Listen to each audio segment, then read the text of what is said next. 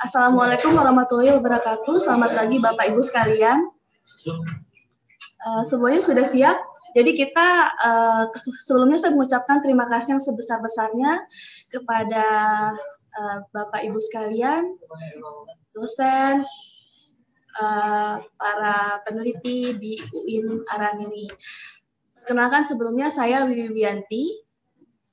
Saya perwakilan Turnitin Indonesia. Kalau saya sendiri sudah dari iGroup Asia Pasifik yang merupakan representatif Turnitin Indonesia. Di sini saya sudah cukup sering melakukan pelatihan-pelatihan Turnitin di berbagai sektor, baik universitas, sekolah tinggi, ataupun di sektor pemerintahan. Di sini ada email saya wiwi@igroupnet.com dan juga nomor WhatsApp saya yang jika sewaktu-waktu nanti setelah sesi ini masih ada pertanyaan bisa langsung menghubungi saya. Sekedar pengingat saja latar belakang Turnitin sendiri kenapa harus pakai Turnitin. Di Indonesia sendiri kasus plagiasi sebelumnya sangat tinggi. Bukan hanya tinggi tetapi juga menimpa nama-nama guru besar dan bahkan sekolah ataupun universitas-universitas tinggi ternama di Indonesia. Ini hanyalah beberapa contoh kasus yang biasa saya tampilkan. Misalnya juga menyerang UGM, Universitas Pajajaran, ini juga Kemendikbud juga mencabut gelar di salah satu profesor di UNRI. Ini hanya saya tampilkan untuk lebih aware kalau kasus plagiasi di Indonesia sudah cukup menimpa banyak. Nanti ini semua share akan saya sudah kirimkan slide ini kepada Bapak Anton. Jadi jika nanti saya kecepatan atau ada yang kurang bisa langsung, mungkin kalau Bapak berkenan bisa di-share juga. Maraknya kasus-kasus plagiasi tersebut membuat Ristekdikti mengeluarkan sebuah kebijakan bahwa semua artikel jurnal yang ingin dipublikasi harus dilakukan pengecekan terlebih dahulu. Ini adalah surat kebijakan tersebut.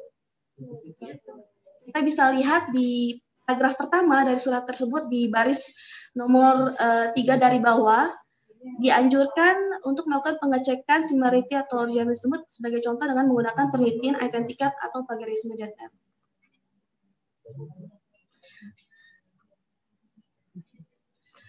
Apa sih Turnitin? Turnitin merupakan platform web-based untuk pengecekan plagiasi. Jadi dia bukan software. Kalau software itu kan Bapak Ibu sekalian harus install dulu, harus unduh dulu, harus download dulu.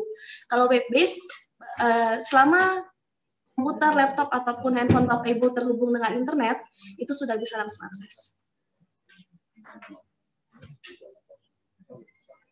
Cara kerjanya sama persis seperti Bapak Ibu sekalian mau mengunggah foto di dalam media sosial, contoh saja.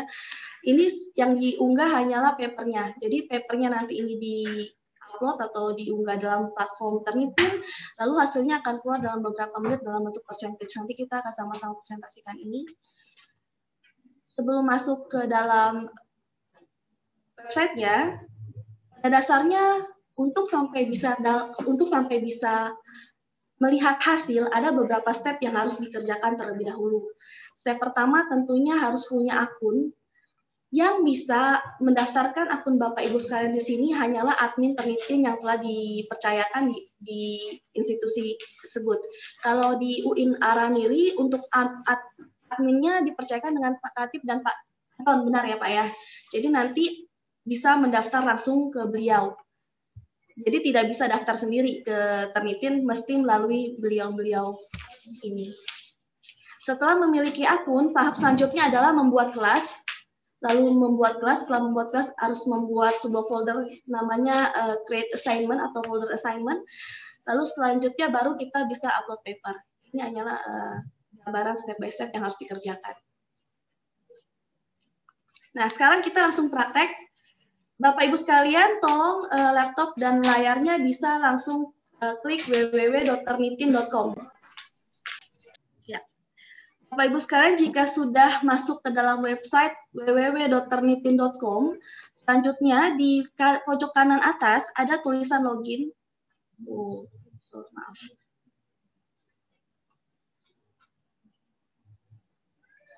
di atas kanan sini.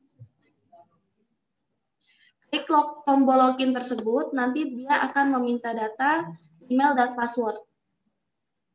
Email dan password diisi seperti yang telah saya share sebelumnya, di adalah tii.uin.araniri@gmail.com, passwordnya @training.ii.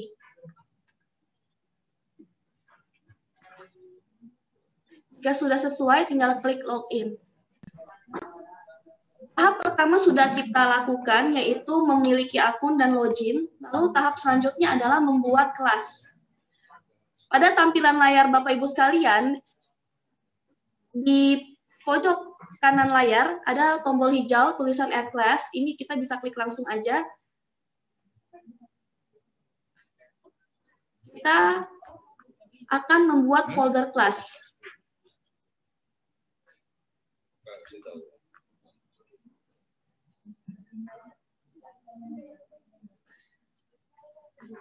Di sini ada baris-baris yang harus kita isi terlebih dahulu sebelum membuat folder class. Yang pertama ada class type.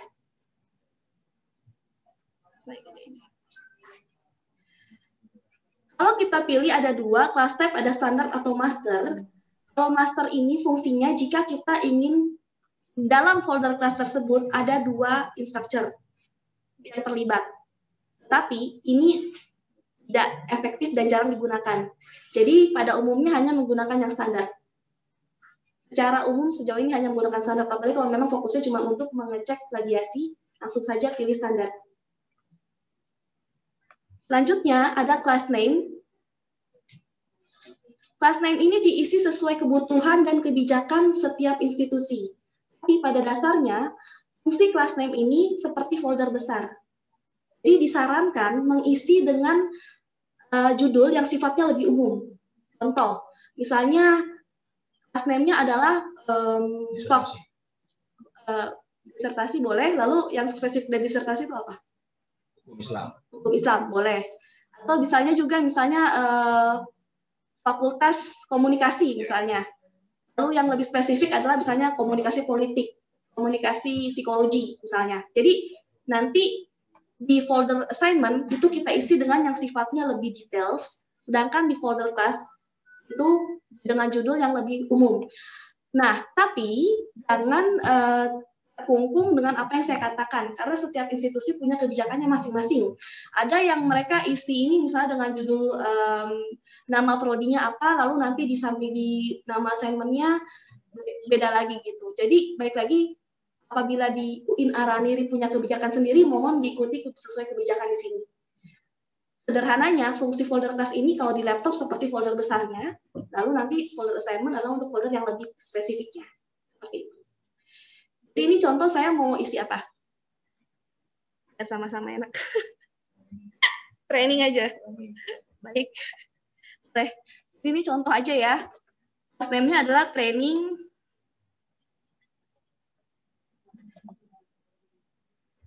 Nitin UIN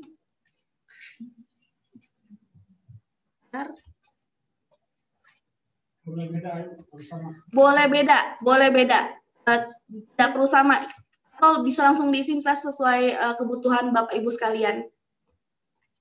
Kayak saya kasih nama Wiwi, soalnya nanti begitu kalau saya nggak kasih nama nanti akan banyak yang sama.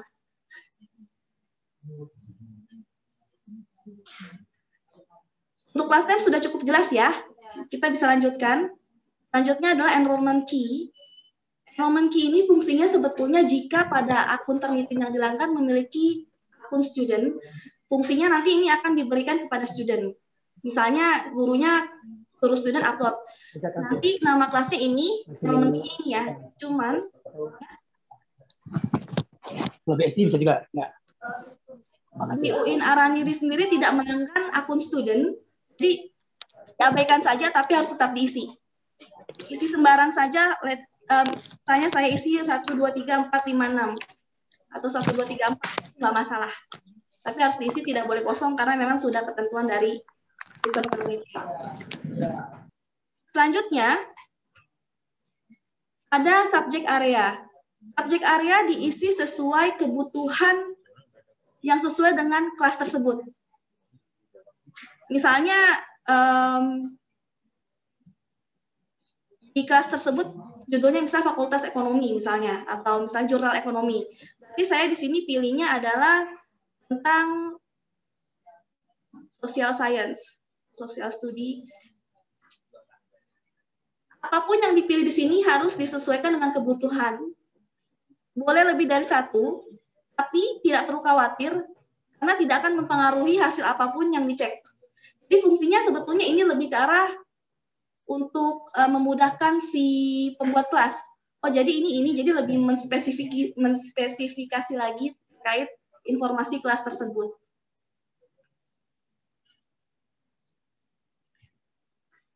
Contoh saya pilih 2. Itu bisa. Tapi tidak boleh kosong karena harus diisi. Selanjutnya ada student level. Sama seperti sebelumnya, diisi sesuai kebutuhan. Misalnya di sini khusus untuk, misalnya katakan kelas ini khusus untuk memeriksa skripsi S1, berarti pilih undergraduate atau graduate. Tapi karena hari ini yang datang para profesional, kita pilih karir and technical.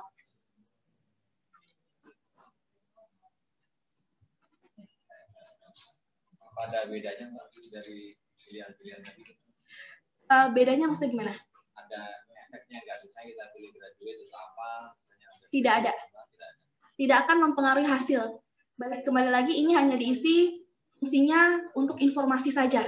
Untuk informasi kelas ini nih, untuk subjek studi apa, judulnya apa, audiensnya siapa, lebih ke arah informasi saja, tetapi tidak perlu khawatir, tidak akan mempengaruhi hasil.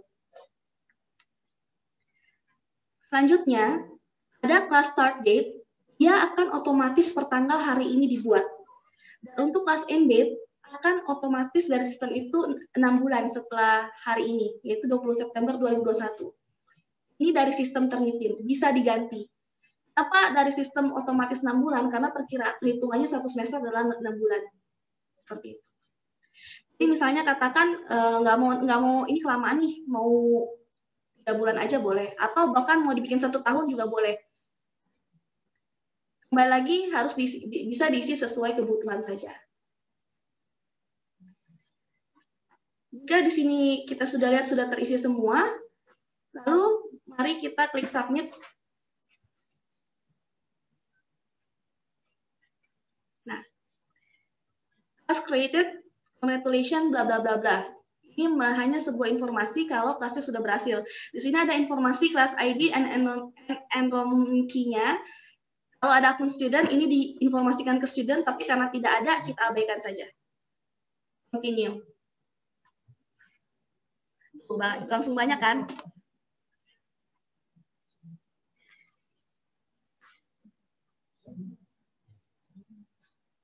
Nah, cukup aktif berarti karena di sini berhasil banyak yang buat. Ini adalah kelas-kelas yang telah dibuat bersama-sama oleh Bapak Ibu sekalian.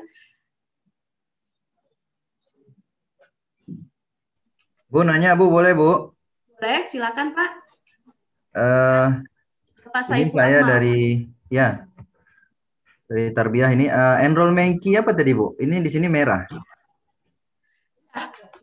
Enrollment key itu fungsinya harus diisi. Fungsinya itu untuk diberikan, untuk diinformasikan kepada student. Tapi karena di UIM Araniri tidak ada student, kita harus isi sembarang saja Pak. Misalnya 1, 2, 3, 4, 5, 6. Oh harus angka Bu ya? Iya harus angka. Oh. Nah, karena kayak password. Minimal berapa? 6 boleh. 4 juga boleh. 1, 2, 3, 4 juga boleh. Bisa dia mental.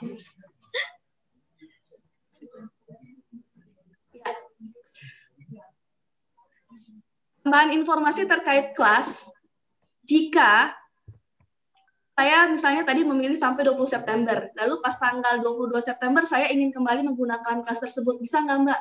Bisa, tinggal edit kelas saja. Ini contoh Wiwi, saya pakai akun saya, kelas saya yang tadi saya buat. Di pojok kanan ada lambang seperti roda, edit. Jadi ada class summary, learning analytics, edit, copy, delete, kita pilih edit saja. Nanti kalau sudah tidak aktif, kita tinggal pilih diaktifkan sesuai tanggal yang kita butuhkan. Jadi jika pun ada kesalahan penulisan, misalnya nama kelasnya typo atau apapun, itu bisa kembali diedit. Tidak akan ada masalah. Ya, saya ulang ya. Jadi, jika Bapak Ibu sekalian pengen merubah kembali karena ada kesalahan atau apapun, bisa diedit dengan cara, misalnya Bapak sebelumnya tanggal, contoh tanggal, kelas tersebut sudah expired. Jadi kan Bapak tadi misalnya pilih sampai 20 September. Lalu pada tanggal 25 September katakanlah, Bapak ternyata, aduh saya masih mau pakai kelas ini, ada data saya di sana. Atau saya masih mau pakai ini buat mahasiswa saya. Jangan khawatir, kelasnya masih bisa dipakai dengan cara diedit kembali. Ya, atau kalau misalnya Bapak tadi tanya mau diganti apanya, misalnya Bapak tadi judulnya misalnya katakanlah Prodi Hukum Keluarga, tapi ternyata Bapak typo Prodi HKM Keluarga, bisa gitu. Typo itu kita bisa edit gitu. Jadi kalau misalnya terjadi kesalahan atau apapun tidak perlu khawatir, bisa diedit kembali. Dan tambahan informasi selanjutnya adalah untuk folder kelas itu tidak ada batasan. Mau buat berapa ratus pun jumlah folder kelas itu bisa untuk satu akun.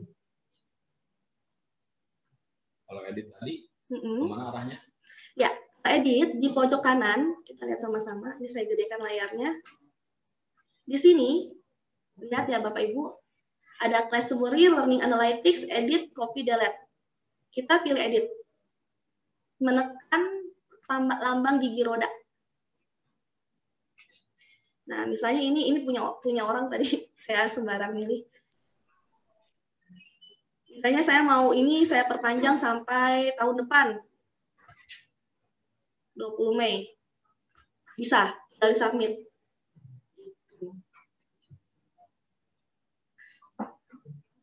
Sampai kelas ini sudah cukup jelas atau ada pertanyaan sebelum saya lanjut ke tahap selanjutnya membuat assignment?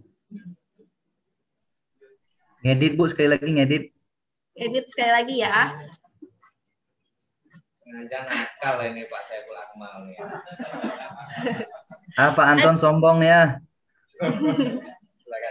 Iya, jadi Bapak Saiful bisa lihat ke pojok kanan layar.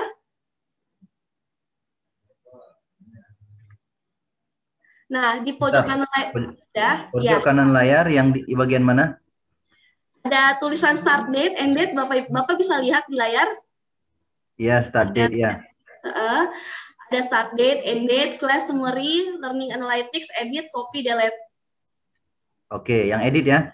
Benar, yang edit, Bapak klik yang kelas mana yang mau diedit. Oke. Sudah diklik. Ya udah. Ya, lalu tinggal dirubah sesuai kebutuhan. Yang end-nya juga boleh dirubah lebih dari 6 bulan, Bu? Boleh. Tidak ada ketentuan. Kalau dari Ternitin sendiri tidak ada ketentuan, tapi kalau dari institusi punya kebijakan, mohon mengikuti kebijakan dari institusi. Sudah cukup jelas, Pak Saiful? Aman, Bu. Makasih banyak. Iya. Ya. Selanjutnya, sudah membuat assignment. Tolong berikan atensi lebih untuk assignment, karena di sini ada beberapa poin penting yang harus diperhatikan. Ya. Tadi kan sudah saya record. Kalau dipastikan record di Zoom. Maksud saya ini bisa di apa juga. Saya ingat saya sudah saya record. Oh, udah betul. Mana sih? Sudah. Kalau enggak muncul berarti. Baik. Untuk membuat assignment, yang pertama, pilih kelas Bapak Ibu yang telah Bapak Ibu buat terlebih dahulu sebelumnya. Misalnya saya pilih kelas saya sendiri berjudul Wiwi Training Ternitin UIN Araniri. Tinggal diklik saja. Diklik di nama kelas yang telah Bapak Ibu buat sebelumnya. Sudah? Selanjutnya, akan ada tampilan layar seperti ini. Ini adalah isi di dalam folder kelas tersebut. Dalam folder kelas kita bisa membuat assignment. Saya jelaskan sedikit background-nya apa sih, kenapa kelas, kenapa assignment sih. Jadi gini, sebetulnya kan pada prinsipnya Turnitin ini seperti membuka kelas dalam platform tersebut. Jadi seperti program kelas, jadi contoh saya seorang guru. Saya misalnya mengajar, tentu saja tidak satu kelas. Saya bisa mengajar misalnya di kelas matematika, saya bisa mengajar kelas di biologi. Nah, ini adalah dasarnya. Ada kelas matematika, ada kelas biologi. Dan di saat saya mengajar di satu kelas, kelas matematika, pasti kan tugasnya banyak. Gitu. Jadi ini background kenapa namanya kelas, kenapa namanya assignment. Tetapi jika diimplementasikan dalam penggunaan di institusi, kita sederhanakan saja ini seperti folder besar, seperti folder kecil. Jadi biar nggak bingung. Seperti itu. Lanjutnya, setelah melihat tampilan layar seperti ini, kita tinggal klik Add Assignment, tombol hijau di sebelah kanan sama seperti tombol kelas. Kita klik bersama-sama.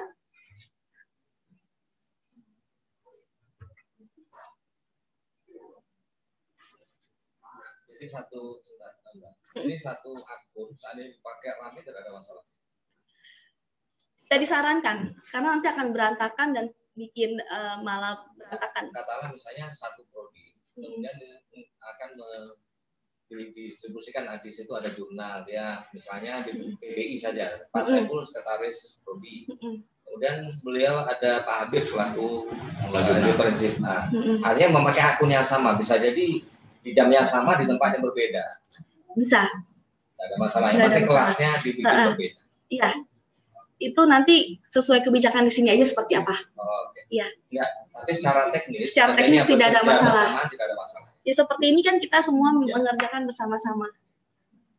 Ya, untuk akun tadi Titi tadi itu. Ya. Akun tadi email satu email buat rame-rame. Ya. TII. Baik. Ya. Kalau sudah diklik memang tampilan untuk assignment akan lebih lama. Tapi di sini lebih banyak hal-hal yang harus diperhatikan. Yang pertama harus kita isi adalah assignment title. Sebelumnya setelah saya jelaskan, folder kelas diisi dengan yang sifatnya lebih umum, folder assignment sifat yang lebih khusus. Contoh ini saya kan tadi lebih umumnya adalah training Nitin UIN Araniri. Saya tulis di sini biar lebih spesifik, saya tulis periodenya. Training Januari, ini Maret ya? Maret 2021.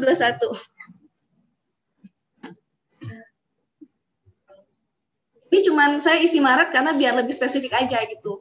Tapi kembali lagi nggak usah ikutin saya, nggak apa-apa. Isi sesuai kebutuhan masing-masing saja.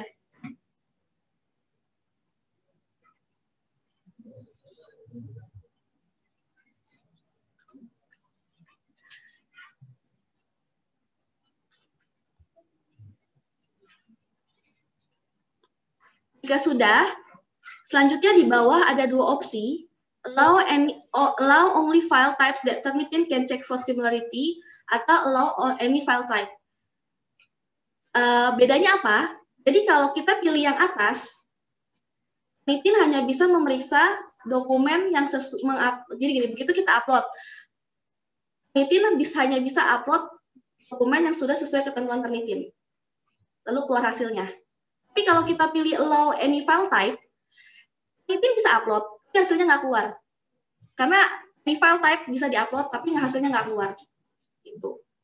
Nah, dan nanti selanjutnya tahap upload, saya akan informasikan juga dokumen apa saja yang bisa diupload dan mana yang tidak bisa diupload. Seperti itu. Nah, ini penting diingat, karena itulah yang terjadi selama ini ya. Jadi katanya sudah di-upload, tapi kenapa tidak bisa keluar presentasi semuanya. Di pilihan ini penting, nanti satu lagi yang mewariskan, yang kita harus selalu berurusan dengan ke sana. Iya. Baik. Selanjutnya, saya bisa lanjut ya. Selanjutnya ke start date akan otomatis juga seperti sebelumnya per tanggal hari ini. Dan due date-nya biasanya kalau untuk tugas itu hanya 1 minggu. Jadi 1 minggu atau 2 minggu dari sekarang. 1 minggu. Karena biasanya kan kalau guru ngasih tugas minggu depan ngumpulin seperti itu, tapi bisa diedit sesuai kebutuhan. Mau disamain sama kelas nggak apa-apa, tidak ada ketentuan, isi saja sesuai kebutuhan.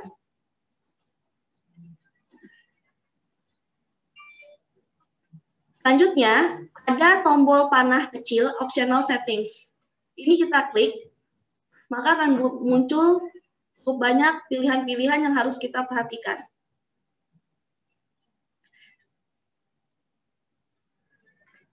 Kalau saya kecepatan bisa di stop ya. Ya, nggak kecepatan nggak gitu.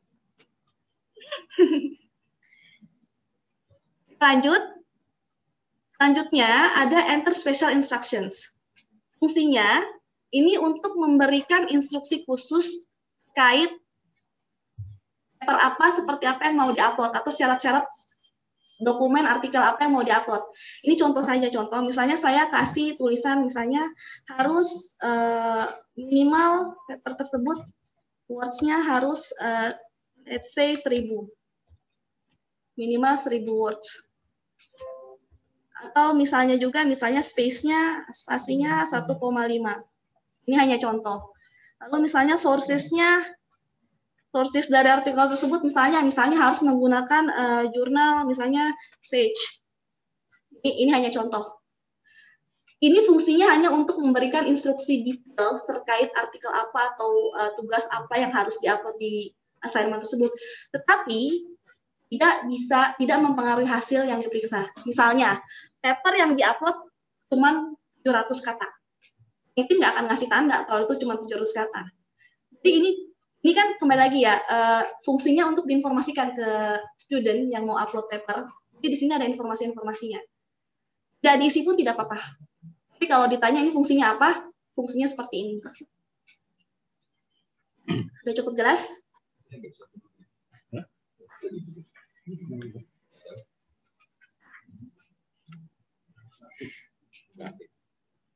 Selanjutnya, kita bisa lanjut ya.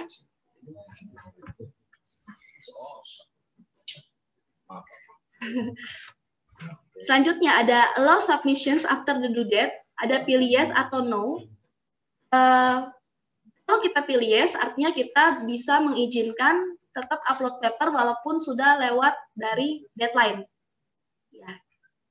Tapi kalau kita pilih no, udah lewat dari deadline, sama sekali nggak bisa upload. Yes atau no, ini sesuai kebutuhan, tidak apa-apa. Selanjutnya, ada similarity report. Generate similarity report for submission, tentunya pilih yes, karena ini fungsinya kita upload paper di Turnitin biar bisa ngelihat similarity reports-nya. Harus pilih yes. Karena kalau kita pilih no, hasilnya nggak keluar, kayak cuma di-upload doang. Selanjutnya, ada generate similarity reports for student submissions. Kalau kita klik ada 3 opsi.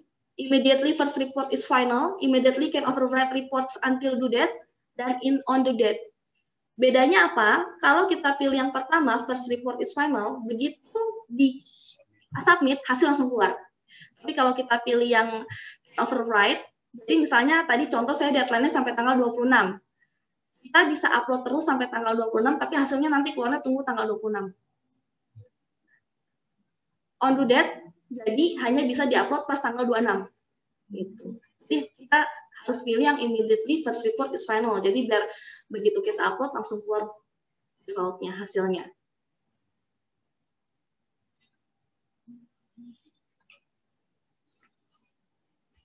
Selanjutnya, exclude bibliographic materials from similarity index for all paper in this assignment. Ini fungsinya ingin mengeluarkan atau tidak daftar pustaka yang ada dalam artikel tersebut. Jika pilih yes, nanti akan otomatis dikeluarkan oleh Turnitin daftar pustakanya. Jika pilih no, tidak dikeluarkan. Tetapi yang bisa dikeluarkan oleh Turnitin secara otomatis hanyalah artikel yang bibliografinya menggunakan sistem seperti EndNote, Mendeley, Zotero, dan sejenisnya. Kalau misalnya bibliografinya masih manual, tidak bisa dikeluarkan.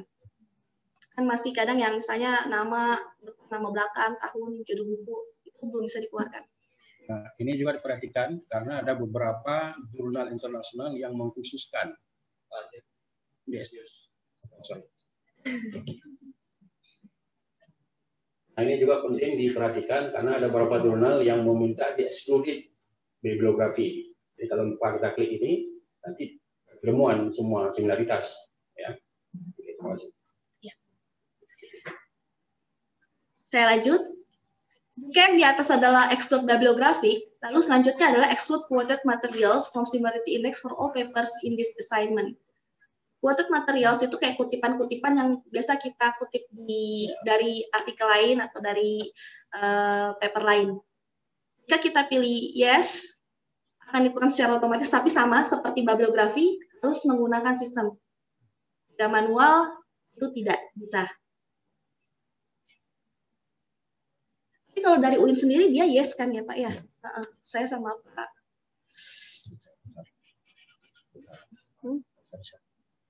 Pak, bisa Pak, sama Pak Askal, sama selanjutnya, exclude small sources.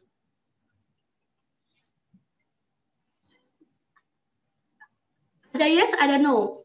Ini small sources saya jelaskan terlebih dahulu. Small sources adalah sumber yang tidak banyak, kalau bahasa Indonesia kan kayak gitu. Tapi saya jelaskan seperti ini. Ada kalanya ketika kita menulis, pasti ada beberapa kata yang pasti sama dengan orang. Contoh, misalnya kayak pembukaan saja. Puji dan syukur kami panjatkan kepada Tuhan Yang Maha Esa atas berhasilnya bla bla bla. Itu aja sudah 10 kata kurang lebih. Kan? Makanya di sini kalau ini di no, yang kecil-kecil gitu akan ke teks.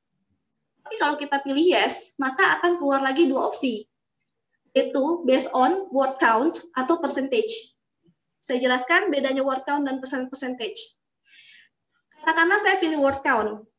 Kalau di UIN kebijakannya 25 ya kemarin Pak? Iya. 35 naik. Itu yang saya meeting tahun lalu tuh sama tim UIN se-Indonesia juga. 25 Pak.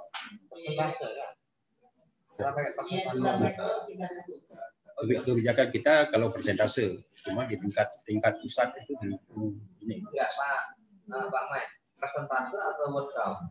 Kalau kita di sini persentase. Baik, saya jelaskan ya bedanya apa. Misalnya saya pilih di sini 25 kata misalnya. Berarti jika ada kurang dari 25 kata yang sama dengan sumber yang dimiliki oleh Turnitin, itu tidak akan hitung plagiasi atau tidak terdetek plagiasi. Tapi kalau di atas 25 kata dengan sumber yang ada, baru dikategorikan plagiasi. Selanjutnya, kalau percentage, katakan saya pilih 1%. Artinya, jika di paper sumbernya, misalnya jurnal artikel Springer yang kita kutip, di paper artikel itu ada 1000 kata contoh. 1% dari 1000 kata itu adalah 10 kata.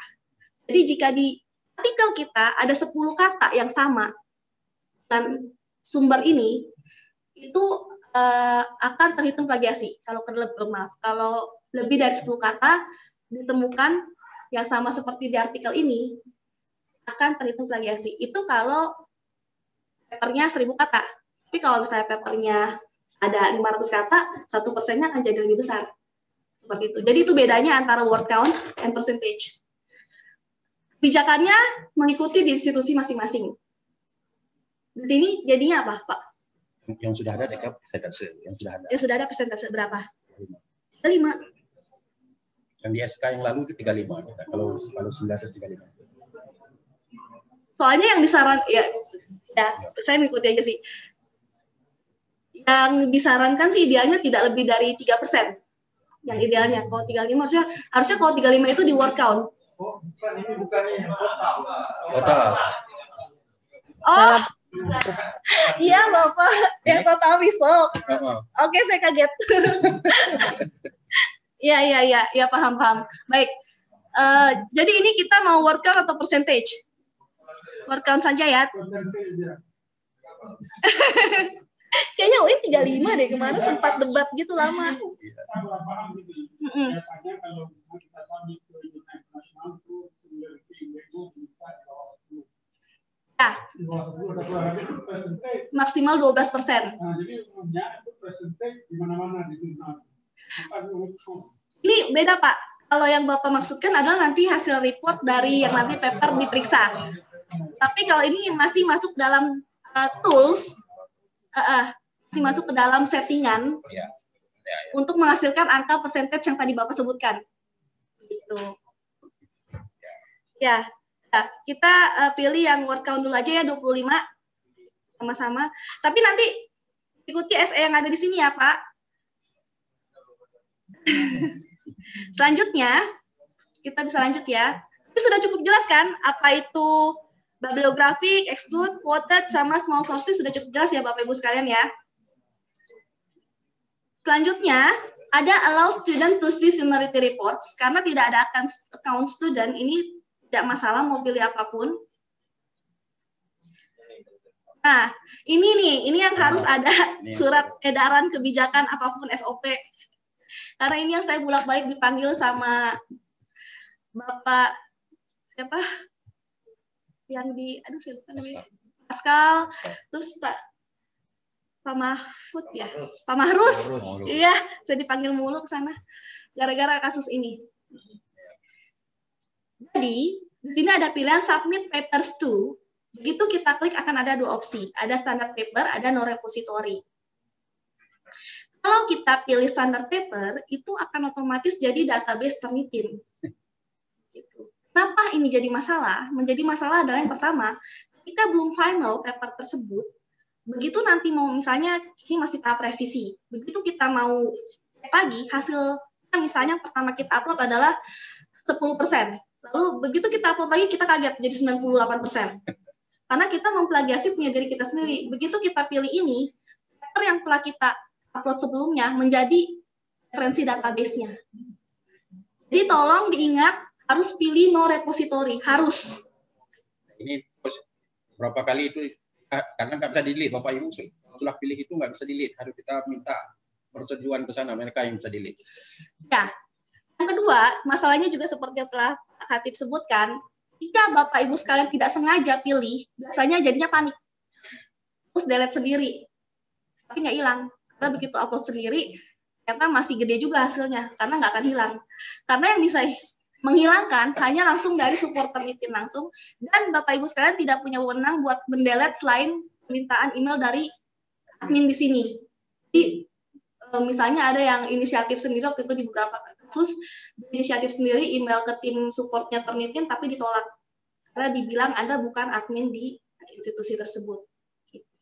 Jadi yang bisa punya wewenang untuk mengupload hanyalah Turnitin langsung melalui permintaan dari admin di sini. Ini penting ya, karena gini, ada juga beberapa kejadian yang misalnya gini, saya ada kasus gini, saya ketemu sama salah satu di sekolah tinggi, dia cerita dia nggak bisa publikasi jurnal karena jurnal dia pas S2 di London itu masuk ke sini, ke Turnitin. Jadi begitu dia mau publikasi nggak bisa plagiasi, udah dia stuck di situ dan dosen bimbingnya yang megang akun Turnitinnya sudah nggak ada di sana. Ini kasus terparah yang pernah saya jumpai gitu. Saya kalau kayak gitu kan repot juga kan. Kalau jurnal internasional mereka mana mau tahu, begitu cek dia plagiasi. Kalau di Indonesia masih bisa toleransi, misalnya kayak ada bikin surat pernyataan kalau itu bukan plagiasi atau bisa dibantu di setting. Kalau di setting nanti ada kita belajar sama-sama settingan cara mengeluarkan quote tersebut gitu. Sampai sini sudah cukup jelas? Harus no repository ya Bapak Ibu sekalian.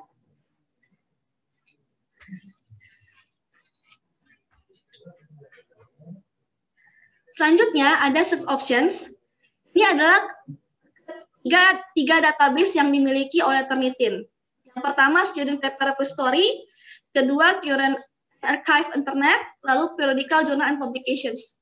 Saya jelaskan lebih dahulu satu-satu. Student Paper Repository artinya semua database yang dimiliki Turnitin di kampus-kampus lain. Ini ada bagusnya. Jadi kalau misalnya kayak contoh tadi Bapak Ibu nggak sengaja nih milih yang standard paper, nanti ini hitungannya masuk ke student paper repository Turnitin. Bagusnya begini, misal aja ya. Misalnya Universitas Indonesia dia masukin semua final skripsinya anak UI di Turnitin misalnya. Lalu anak mahasiswa dari UGM dia memplagiasi jurnalnya UI, tesis skripsinya UI, itu akan ke detect. Begitu di ternyata ini adalah punya UI. Ini manfaat dari student paper repository itu sendiri. Karena ini latar belakangnya, kalau zaman dahulu, pertama kali internet booming, masih banyak kampus yang belum punya repository-nya sendiri seperti saat ini. Kalau dulu kan mereka belum punya repository sendiri. Kalau sekarang kan hampir semua kampus mereka punya repository-nya sendiri, ada link-link website-nya sendiri seperti itu kan. Nah, jadi dulu Turnitin menyediakan repositorinya. Nih kalau mau kalian nggak usah susah-susah bikin repositori pakai punya Turnitin. Itu latar belakangnya. Cuman menjadi kendala, menjadi masalah saat ini. Karena begitu masuk repositori menjadi terhitung database dan hanya Turnitin yang bisa hapus. Dan juga semua kampus sudah punya repositorinya masing-masing. Jadi tidak perlu masuk ke repositori Turnitin. Selanjutnya, Current and Archive Internet. Tentunya setiap detik ada ribuan kata update di Google atau di internet manapun, itu sudah otomatis jadi database-nya Turnitin. Ini sama persis seperti yang dimiliki plagiarism checker lainnya. Tapi keunggulan Turnitin ada di sini nih. Periodicals, Journal, and Publications. Yang membuat Turnitin lebih unggul dibanding plagiarism checker lainnya adalah database yang ketiga ini. Turnitin bekerja sama dengan Crossref dan banyak jurnal internasional bergengsi lainnya, seperti Springer, Elsevier, Thomson Reuters, banyak lah. Apa ini menjadi keunggulan? Yang pertama, jika Bapak Ibu sekalian misalnya mengutip jurnal yang tidak open access, yang harus berbayar, kalau pakai database plagiasi lain itu pasti nggak kecek, karena mereka nggak punya akses buat ngedetect di sana. Jadi kalau di Turnitin itu bisa kecek, karena mereka punya semua database dari jurnal-jurnal tersebut. Yang kedua, jika Bapak Ibu sekalian mau publikasi jurnal atau artikel yang sudah Bapak Ibu tulis, misalnya mau publish artikel di Emerald, lalu dicek di Turnitin, hasilnya keluar 10% misalnya. Begitu sampai di Emerald, percayalah hasilnya nggak akan beda jauh. Karena mereka menggunakan platform yang sama, yaitu Turnitin. Ini keunggulan Turnitin, kenapa disarankan dan lebih unggul dibanding plagiarism checker lainnya. Jadi, tiga-tiganya kita klik saja untuk memperkaya database pemeriksaan. Selanjutnya ada ITS Writer Settings, Enable Grammar Checking Using. Kalau jurnal atau paper Bapak Ibu sekalian menggunakan bahasa Inggris, bisa pilih yes. Tapi saya perlu ingatkan, ini bukan Grammarly. Jadi tidak bisa membantu merevisi kata-kata yang salah. Hanya cuma ngasih tanda. Kayak diwarna-warnain, misalnya ini salah nih grammarnya gini-gini, tapi tidak ada revisi. Grammarly kan dia lebih keren. Karena Turnitin bukan platform untuk mengecek grammar, dia buat mengecek plagiasi. Gitu. Tapi kalau jurnal atau artikelnya bahasa Indonesia, nggak perlu diklik yes, pilih no saja. Oh ya, kalau pilih yes, ini isi sesuai kebutuhan ya.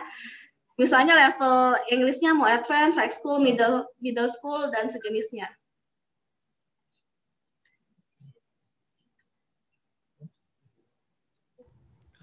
Kalau jurnalnya bahasa Arab gimana?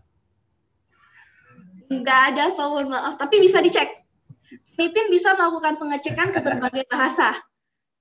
Tulisan Arab, tulisan Mandarin, tulisan Korea, tulisan Rusia bisa. Bahasa Indonesia juga bisa. Tapi tidak bisa, grammarnya nggak ada. Tes ratingnya satunya ada. Baik, kalau kita periksa kembali dari atas ke bawah sudah sesuai, sudah oke, kita bisa klik submit bersama-sama. Sampai step ini Bapak Ibu dipastikan. Ya, sudah berhasil Bapak Ibu sekalian, bisa dicek. Minum dulu aus.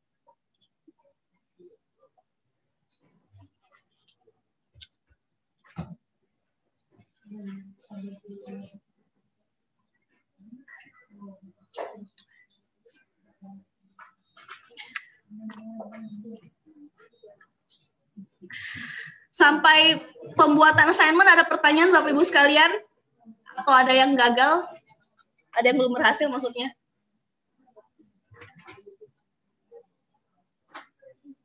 Bisa, Bu.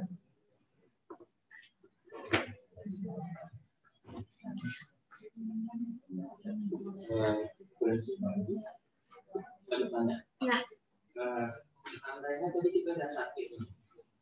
Kita kan ada pilihan dari atau sakit atau background. Tadi kita karena kebanyakan student pakai bahasa Indonesia, kita nggak pilih. Jadi ya kita No. Namun kemudian sebagian dosen dia ingin dia punya artikel yang berbahasa Inggris. Bisa nggak diedit? Bisa, tapi lebih baik bikin assignment baru saja, khusus bahasa Inggris gitu. Jadi nggak kecampur hasilnya. Jadi kan misalnya nanti, sebetulnya mau diedit bisa, tapi jadi masalah misalnya gini, oh yang ini Indonesia, yang ini Inggris, kan mau jadi bingung sendiri. Lebih baik saya sarankan bikin 2 assignment saja. Ya. Sama persis seperti tas, assignment juga bisa diedit jika ada terjadi kesalahan atau ada data yang ingin diganti. Caranya,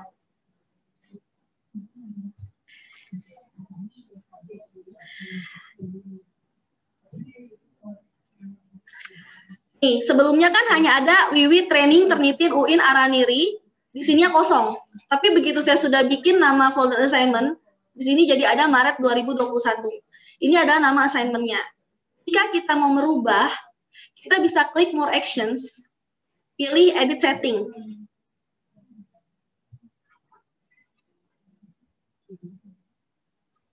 Nah, yang tadi, kembali lagi layarnya. Nah, kita bisa melakukan perubahan sesuai kebutuhan kembali.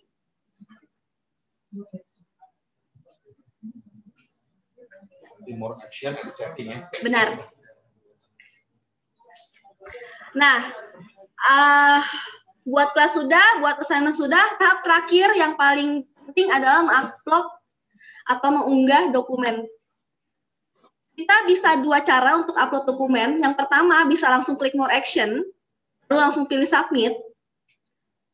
Atau kita mau lihat dulu dalamnya folder di assignment. Kita klik View.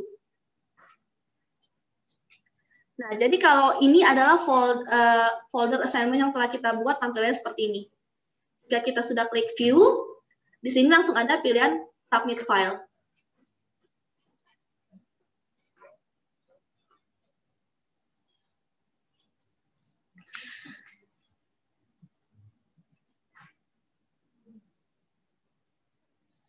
Di sini emailnya apa, Pak? Ya. Email. Ini ada paper atau artikel yang mau didemonstrasikan atau pakai papernya Bapak? Boleh. Ya. Baik. Nanti aja deh. Galau. Ya. Jika kita sudah klik Submit File, akan ada tampilan layar tulisan seperti ini, Submit. Dan jika kita klik Submit, ada Single File Upload, kita klik Single File Upload, lalu akan ada 4 opsi selanjutnya. Opsi pertama, single file itu sendiri. Yang kedua, multiple file upload. Lalu yang ketiga, cut and paste. Akhir zip file upload. Single file artinya upload papernya satu-satu. Multiple, kita bisa lebih dari 1 file. Cut and paste, kita bisa copy paste langsung dari Words-nya ke untuk diperiksa. Zip file, format filenya zip itu bisa langsung diupload. Jadi diisi sesuai kebutuhan. Cuman ada trik nih kalau untuk cut and paste. Cut and paste juga bisa digunakan seperti ini.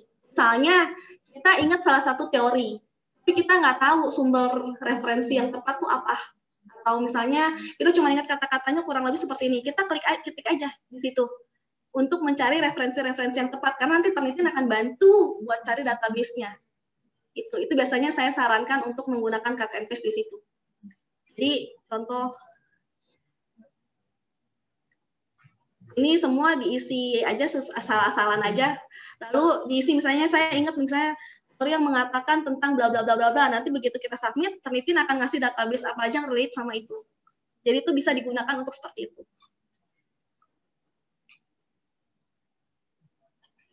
Sekarang saya pilih yang misalnya single file upload.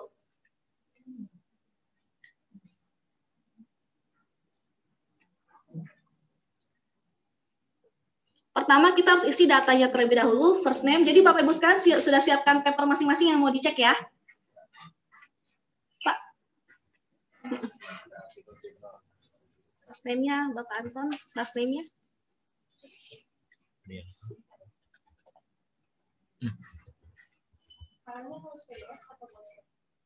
Nanti ada di bawah. PDF bisa, Words bisa. Judulnya apa ya? Kalau sementara begini kan? Boleh.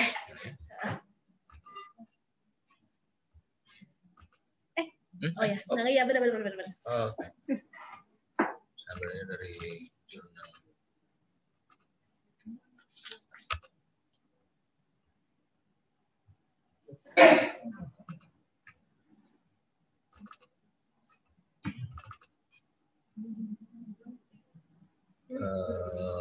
Kalau kita pakai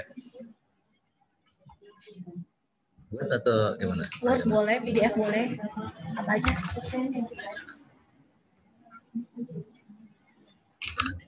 Nah.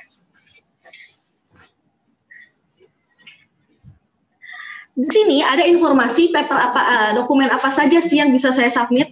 Kalau kita klik tulisan biru, what can I submit? Di sini ada informasi-informasinya.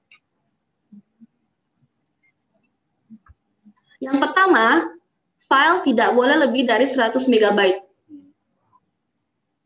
Selanjutnya, minimal dalam file tersebut harus ada 20 kata. Tidak boleh lebih dari 800 halaman. Dan selanjutnya adalah tipe-tipe paper yang bisa dicek, yaitu Microsoft Word, Excel, PowerPoint, WordPerfect, PostScript, PDF, HTML, dan sejenisnya. Sederhananya, semua paper bisa dicek selama fontnya bisa dibaca. Tetapi yang formatnya pictures atau gambar, misalnya kan kadang kita nge-scan tapi proofnya nggak kebaca, itu nggak bakalan bisa dicek. Bisa di-upload tapi nggak bisa dicek keluar hasilnya. Atau misalnya kita dalam paper tersebut kita ada referensi gambar-gambar, foto-foto, itu nggak bisa dicek. Gitu. Cuman tulisannya doang. Tapi kalau table-table masih bisa dicek. Itu kan huruf tulisannya bisa dibaca, hurufnya bisa dibaca. Oke.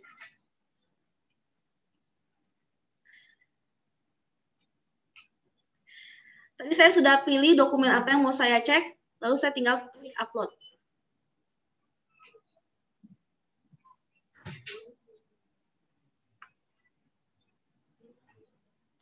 Selanjutnya, Nitin akan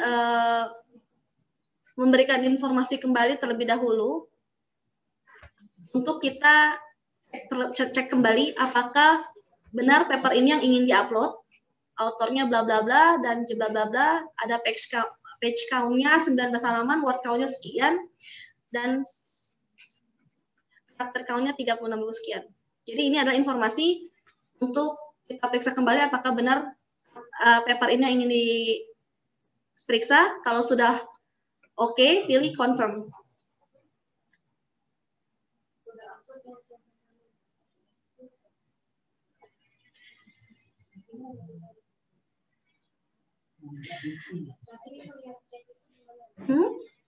Yang what can I submit yang mana? Oh, setelah upload.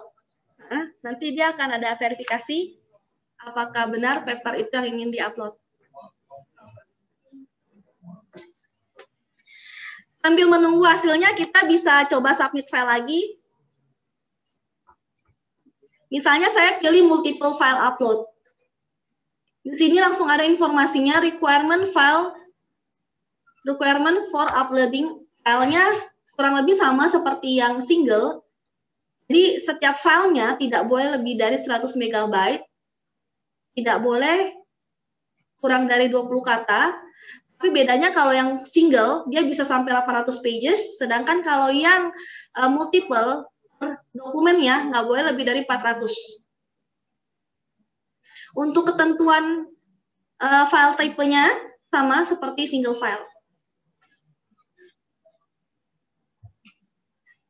Ini contoh aja ya Pak. Bisa saya pilih ini, open. Saya pilih ini, open. Bedanya kalau yang multiple, itu tidak perlu isi first name and last name. Jadi tinggal aja yang mana mau diupload, langsung ini.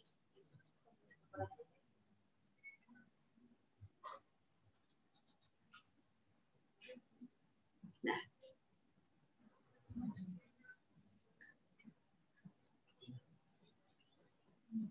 Hasilnya sudah keluar, Bapak Ibu sekalian. Paper yang pertama kita periksa ada 3%. Nanti kita buka sama-sama hasilnya. Di similar ya, Ibu.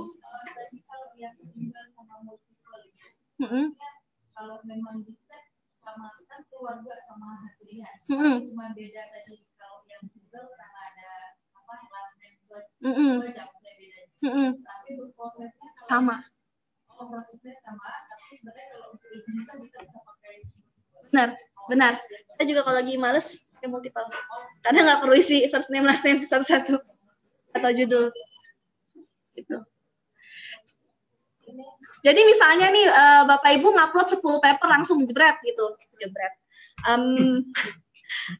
Terus hasilnya nggak keluar-keluar, sama ditinggal aja, log out, ngapain dulu nanti begitu login lagi nanti hasilnya keluar sendiri. Jadi nggak perlu ditunggu juga. Gitu. Untuk kecepatannya sendiri tergantung satu beratnya dokumen tersebut. Biasanya kalau sampai di atas 5 mega itu agak lama dikit. Yang kedua kecepatan internet. Gimana? Oh iya, gimana? Iya.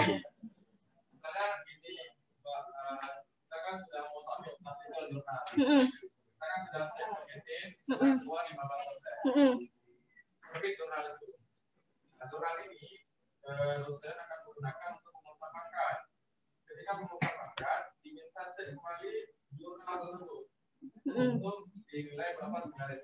Nah, otomatis karena sudah publish, dia pasti akan muncul 90% ke atas. Betul. Nah, apakah memang itu bisa disetting agar muncul sesuai dengan yang kita tes di awal? Jurnal itu mau bisa. Bu. Iya. Iya Pak Ridwan ya.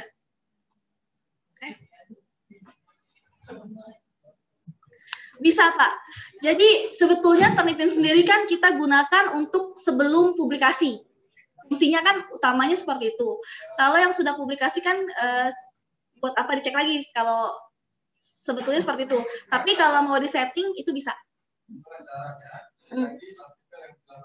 Ya, bisa Pak. Nanti kita sama-sama lihat caranya gimana ya. Siap. Boleh Pak.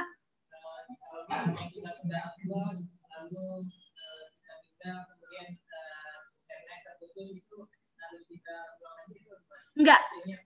Selama sudah berhasil sampai tahap ini, kita ke inbox dia sudah ada ini, tapi angka presentasinya belum keluar, itu bisa ditinggal. Tapi kalau misalnya pas lagi kita ketik upload yang pertama putus, ya itu harus ulang.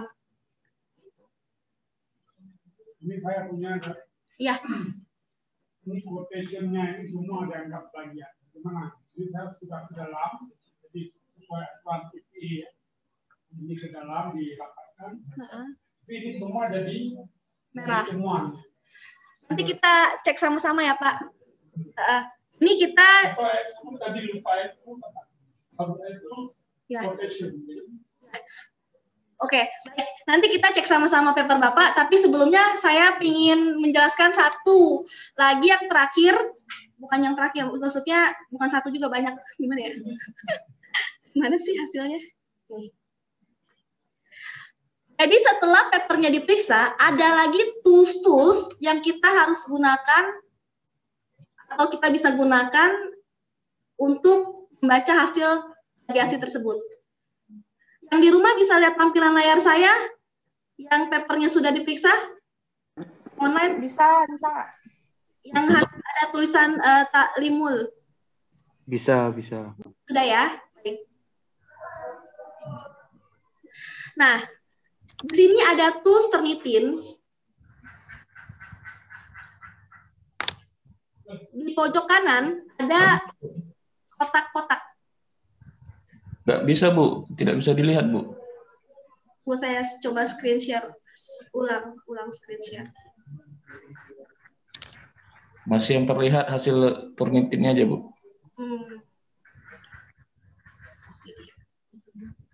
Sudah ganti Bapak Ibu yang di Zoom? Sudah, Bu, sudah. Ya, baik.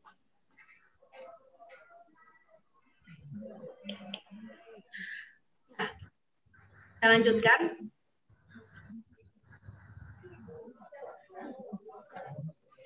Jadi di sini ada 4. 1, 2, 3, 4. Ada 4 tools lagi yang kita harus sama-sama perlu ketahui fungsinya masing-masing. Yang pertama match overview. Jadi kalau kita klik angkanya 3, match overview ini adalah fungsinya di sini dia Turnitin memberikan informasi sumber-sumber mana saja atau sumber-sumber apa saja yang ditemukan dengan database di Turnitin. Di sini kita lihat hasilnya ada 1 sampai 5. Di sini ada sumbernya yang pertama jurnal UIN Mataram, www.scripts.com, mafiadokumen.com, repository uinib.ac.id, lalu ada juga submitted to University College UCL, University College London, student paper. Nah, kalau kita lihat warnanya dari angka 1 sampai 5 ini warnanya beda-beda. Yang angka 1 warnanya merah agak terang, 2 pink, 3 ungu. Fungsinya apa? Jadi, seandainya pengutipan tersebut disebar-sebar, misalnya saya mengutip satu artikel, lalu saya sebar. Pertama, paragraf 1 saya taruh di page 1, lalu saya kutip lagi di artikel tersebut di halaman 5 misalnya. Selama warnanya merah, berarti Turnitin membaca polanya itu merujuk kepada sumber yang sama. Ini fungsi warnanya. Lalu selanjutnya, jika kita klik, misalnya katakan saya klik angka 4, dia akan langsung mendirect, langsung mengarahkan arah yang sama seperti angka 4 tersebut.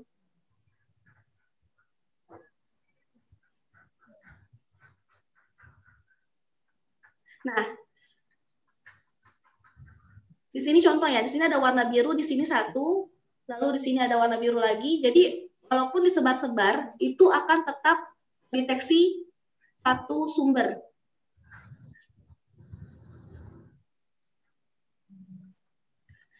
Kalau kita mau lihat dari mana ini sumbernya, setelah kita klik angkanya tersebut, kita klik lambang yang seperti buku. Lalu dia akan langsung kasih informasi datanya tersebut, dan kita juga bisa langsung mengunjungi websitenya. Kita klik aja link yang di atasnya.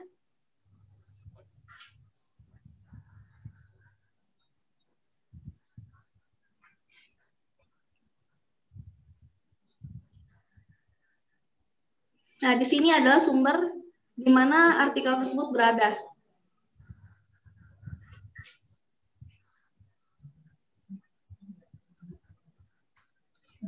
Yang di rumah nggak lihat tampilan layar ini ya, tunggu saya share.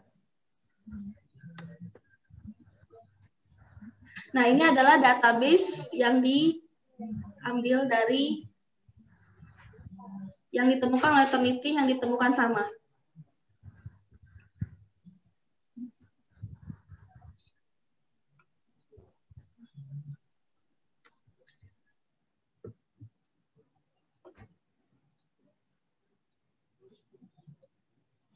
Jadi pada dasarnya fungsi yang match overview ini adalah fungsinya untuk menginformasikan data-data yang ditemukan dengan database yang dimiliki Turnitin. 3% sendiri ini merupakan akumulasi dari 1111 ini. Mungkin ini -1, kurang dari 1% maksud saya. Ini misalnya katakanlah 0,2, 0,1, 0, sekian. Jadi ini begitu dikalkulasi, totalnya adalah 3%. Lalu kalau kita klik tanda panah, saya klik misalnya jurnal UIN Mataram.ac, saya klik tanda panahnya. Nah, di bawahnya lagi itu banyak sumber-sumber kecil lagi. Ada garuda.ristekbrin.go.id, ada www.onesearch.id. Ini fungsinya, ini artinya menunjukkan kalau yang sama dengan angka 1 ini, data-data yang di angka 1 ini nggak cuma di Jurnal UIN Mataram, tapi ada referensi 2 lainnya, ada di Ristek dan ada di onesearch.id. Cuman yang terdeteksi paling banyak adalah yang di UIN Mataram. Jadi akhirnya UIN Mataram yang diposisikan di nomor 1 di atasnya.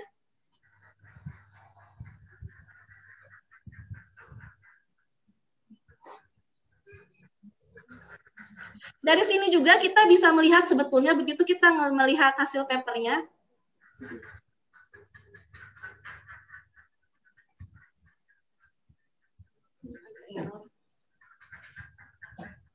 Nah,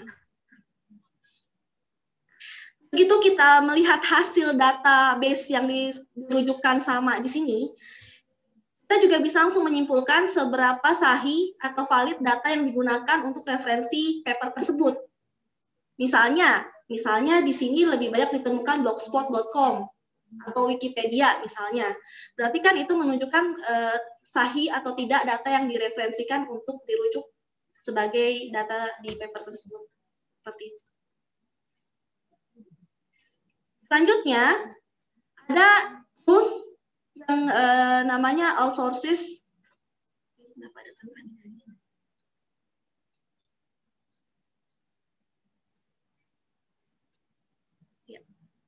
Nah, all sources ini bisa menjawab pertanyaan Bapak yang di sana sebelumnya, gimana untuk menghilangkan seperti kembali di awal. Kita bisa mengeluarkan secara manual yang ditemukan sama. Karena pada dasarnya Turnitin itu bukan hakim yang menghakimi paper itu plagiasi. Turnitin itu hanya tools yang membantu untuk mengecek dengan database. Isi dan kualitas kami kembalikan kepada tim editorial. Itu. Karena kan kadang ada yang komplain, ada Turnitin jadi makin repot, makin banyak kerjaan, misalnya seperti itu. Karena Turnitin itu bukan membaca kualitas, hanya membaca data. Itu tetap kualitas data tersebut kita kembalikan kepada para tim editorial. Katakanlah misalnya di sini contoh misalnya hasil paper 85% atau 98%. Lalu kita mau keluarkan ini. Fungsi ini juga selain seperti kasus yang Bapak tadi sebutkan, bisa juga seperti ini. Ada beberapa hal yang tidak bisa ditoleransikan yang memang harus sama. Contoh, Undang-Undang Dasar, ayat-ayat Al-Quran, protokol, apalagi, teori yang misalnya panjang banget, itu kan sifatnya tidak bisa diganggu-gugat dan harus sesuai dan harus sama. Ini fungsinya juga bisa mengeluarkan secara manual hal-hal tersebut. Misalnya saya mau keluarkan ini. Garuda ini awalnya, saya ulang lagi dari awal ya. Jadi di sini ada data seperti tool pertama yang angkanya 3 ini atau angkanya sesuai dengan hasil presentasi Bapak Ibu sekalian. Ini fungsinya untuk melihat database yang ditemukan sama dengan Turnitin. Lalu fungsi tools yang kedua yang lambangnya seperti Wi-Fi, signal, yang tulisannya all sources, itu kita klik, lalu kita ketik di bawahnya ada tulisan exclude sources, tombol biru di bawah, sebelah kanan bawah. Oke. Ya.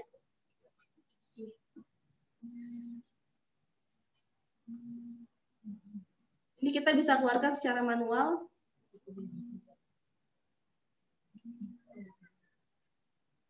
Ini hanya contoh aja. Kita klik exclude.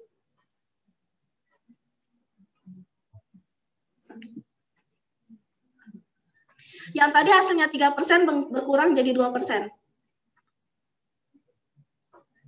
Jadi fungsinya yang tools nomor 2 adalah mengeluarkan secara manual hal-hal yang memang tidak apa atau memang ditoleransikan memang harus ada di situ di paper tersebut. Kita ke tools selanjutnya. Ada yang lambang seperti corong. Nah, ini adalah Sama seperti tahap yang telah kita kerjakan di assignment, di sini diinformasikan kembali apabila kita mau merubah. Itu masih bisa dirubah di sini. Begitu hasil paper keluar, kita mau otak-atik lagi, itu masih bisa di sini. Misalnya contoh words-nya saya nggak mau words, nggak semua sources nggak perlu ditoleransikan misalnya. Kita bisa apply change.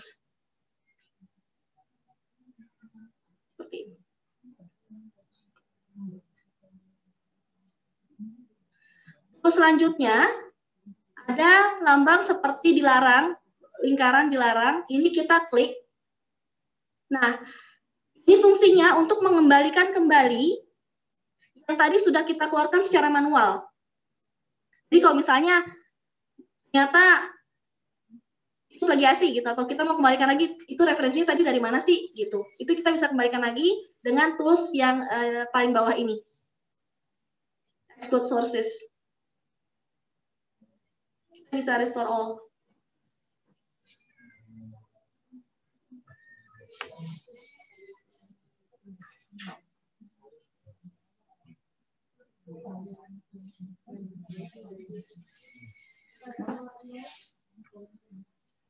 Nah, selanjutnya tools yang terakhir adalah untuk mendownload paper yang telah diperiksa.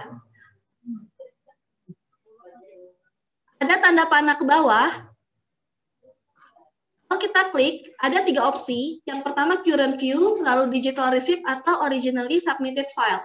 Kalau current view kita pilih, nanti paper yang di-download adalah sama persis tampilannya seperti yang telah kita periksa ini. Baik dari segi warnanya, baik dari segi angka-angkanya, itu akan sama persis. Tapi kalau kita pilih yang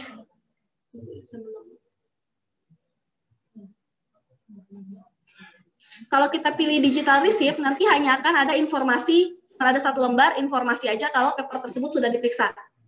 Tapi tidak ada informasi apa-apa.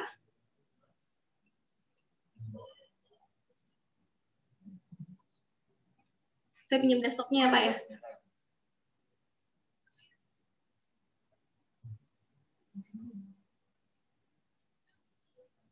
Kalau yang terakhir ada originally submitted file. Nanti kalau kita pilih ini, hasilnya akan sama persis seperti paper yang sebelumnya kita upload kosong. Jadi nggak ada diperiksa, nggak ada apa-apa.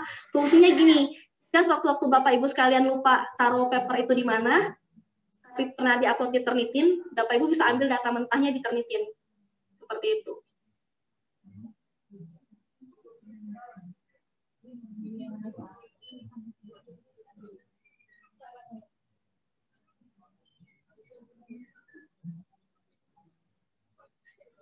Nah, ini hasil paper yang sudah diperiksa, yang sudah di-download.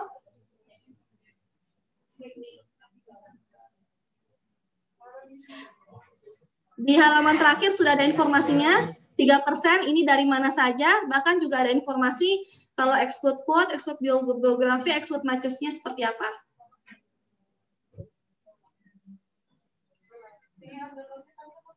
Ya, saya kembali.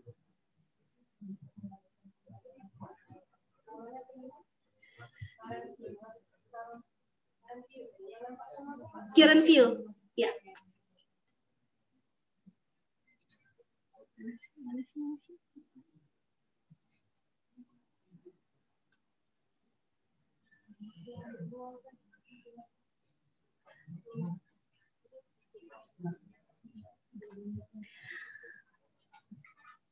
Bapak tadi yang di sana, tadi yang ada pertanyaan, gimana Pak? Mohon maaf.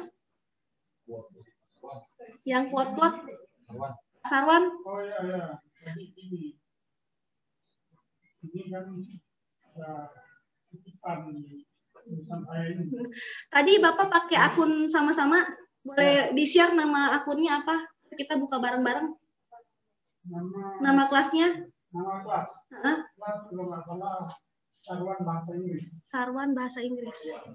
Kalau nggak salah Pak ya. Nomor 2 dari atas. Oh ya, Syarwan. Oh ya. Pak Syarwan.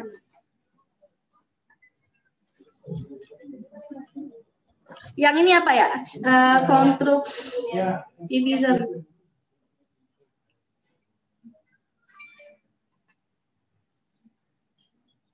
mulai lagi proses, mohon ditunggu.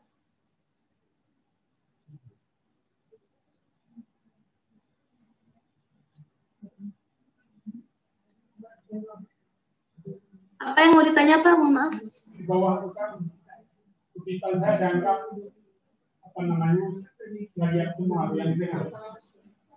Dan juga di note-nya, referensinya juga dianggap plagiat. Itu kan kutipan kan? Iya. Di prosedur juga benar, tapi dianggap plagiat semua. Jawaban langsung ke setengah tadi. Ke tengah lagi. Bawah lagi. Ini ya? Ah, ini deh. Ini kan kutipan langsung. Iya. Ini Bapak ngutipnya manual atau? Itu kutip manual. Ya. Sebelumnya saya sudah jelaskan kalau mengutip manual tetap terdeteksi. Karena yang hanya bisa di-execute secara otomatis adalah yang menggunakan Zotero, Mendeley, sejenisnya. Tapi kalau masih manual akan seperti ini, tetap terdeteksi. Kan tadi itu ada textbook profession. Jadi kan ada tadi. Yang ini Pak? Jadi saya tidak bilang textbook profession. Nggak milih. Ya, kita bisa pilih sekarang bareng-bareng Pak. Kalau misalnya tadi lupa milih, kita mau lihat, kita mau perbaiki, kita bisa lihat di tools-nya. Di tools yang lambang seperti corong ini Pak, kita bisa kembali melakukan penyetingan aturan. Oh, exclude code, bibliografi itu ya? Iya. Jadi 6% Pak. Kalau nggak ada itu ya? Iya. Selanjutnya saya ingin bagikan sedikit tips and tricks cara membaca terlipin yang mudah. Kalau kita memeriksa skripsi punya mahasiswa misalnya ataupun artikel apapun lah gitu. Begitu misalnya ada standar angka yang sudah ditentukan, misalnya katakan kampus punya standar minimal 25%. Mudahnya begitu kita melihat 25% di bawah apa di atas, kalau udah di atas langsung dikeluarin, kalau udah di bawah ya udah langsung dilolosin. Tapi kalau misalnya 25% ke atas kita ragu, kayak kayaknya nggak mungkin ya 25% apa ada yang salah. Yang pertama, kita bisa membaca dari pola warnanya. Jadi kalau misalnya kita lihat pola warnanya kan ada 4, biasanya ada 4 bab. Latar belakang, teori, kerangka metode penelitian, baru pembahasan. Kalau misalnya warnanya dalam itu terlihat lebih banyak di bab 1, 2, dan 3, itu kita bisa kembalikan ke mahasiswanya atau si penulisnya, hanya butuh lebih lagi belajar menulis. Karena tentunya tidak ada yang salah dengan banyak warna di sana, hanya mungkin penulisannya kurang tepat. Karena kan saat kita melakukan penulisan, kita butuh banyak rujukan. Cuman ya itu kadang kita kurang edukasi cara menulisnya atau kurang paham cara menulisnya. Jadi ini yang biru ini apa warna biru? Kalau warna nggak ada maksud, tapi lebih ke arah mereferensikan, merujuk kepada satu sumber. Ini apa bukan salah ringan itu perlu ditulis ulang? Enggak. Jadi kalau di sini sendiri hasil paper yang di sini warna-warni di sini tuh nggak ada masalah lebih ringan, lebih berat, nggak ada. Tapi lebih ke arah cuma menunjukkan kalau misalnya warna ungu di sini berarti nanti kalau ada warna ungu di tempat lain, ada warna ungu di halaman lain, itu satu sumber yang sama. Itu Pak Syarna. Ya, tapi ya, yang online, ya, yang online nanti kalau ada yang di Zoom online boleh nanti kalau ada pertanyaan selanjutnya.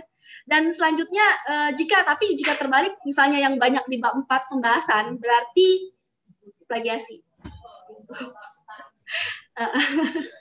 Karena kan ide murni dari penulisan kan di bab 4. Misalnya kita menganalisis hasil interview, hasil apapun kan di bab 4-nya. Ya, Bu.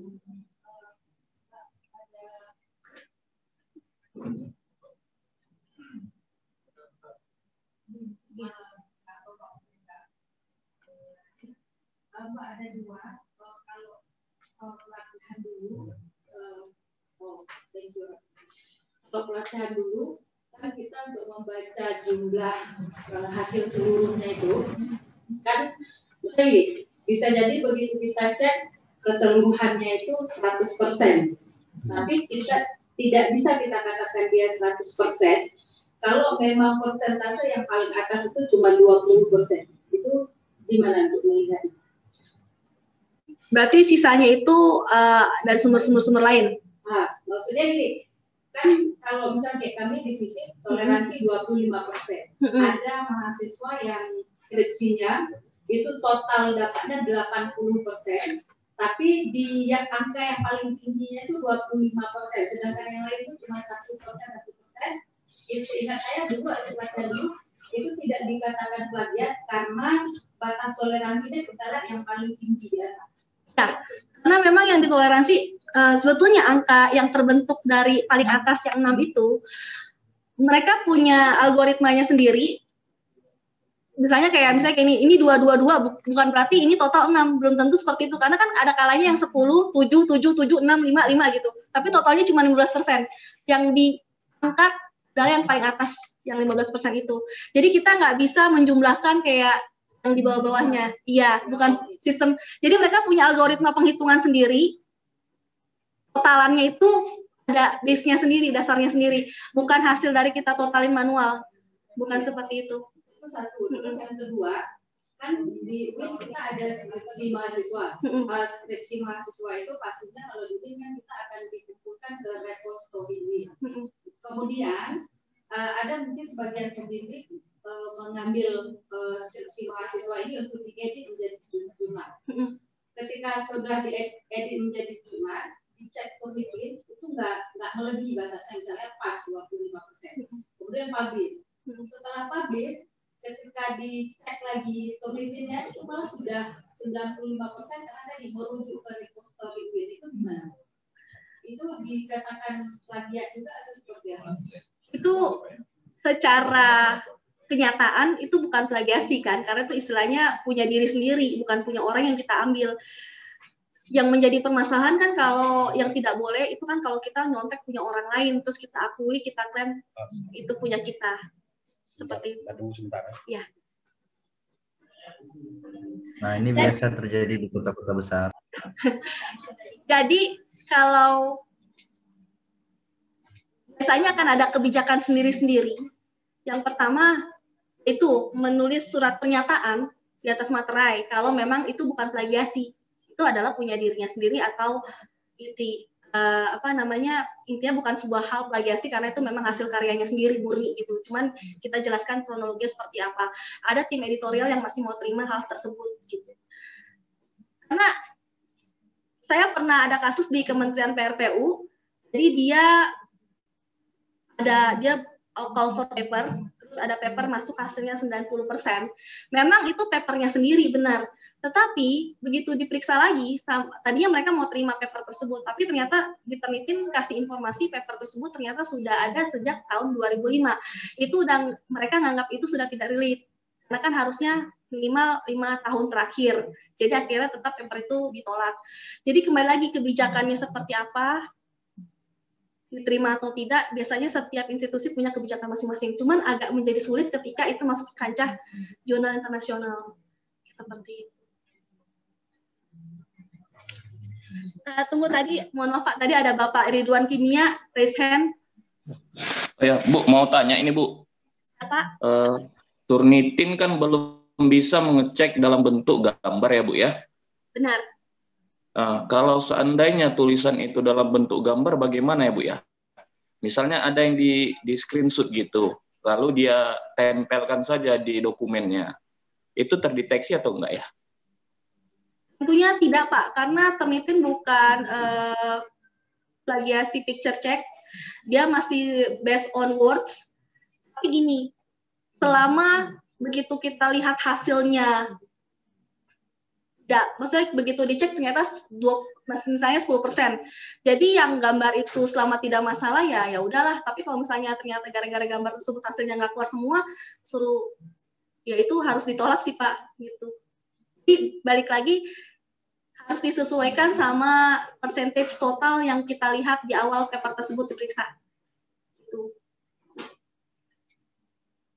Karena kalau kimia memang banyak gambar ya Pak ya? Iya Bu, kadang gini, mahasiswa itu mengakali Turnitinnya itu, dia capture tulisan dari tulisan lain, karena malas mengetik mungkin, dia tempelkan saja.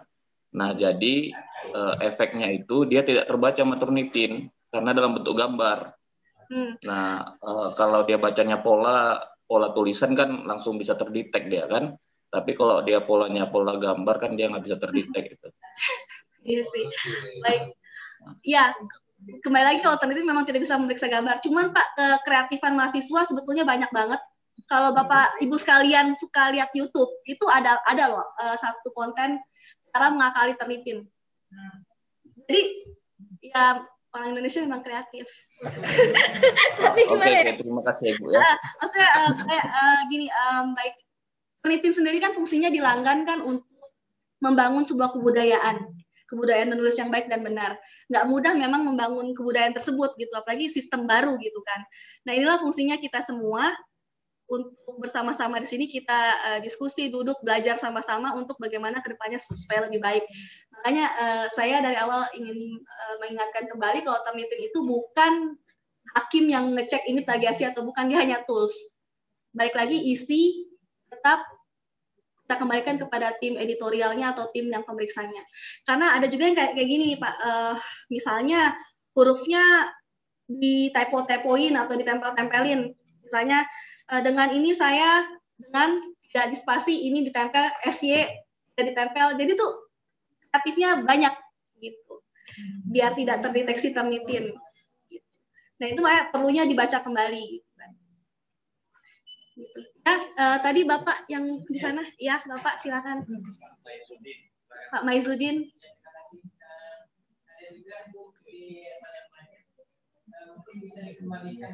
Kemana? Yang mana? Sebelum ini paper yang sebelumnya atau halaman yang mana Pak?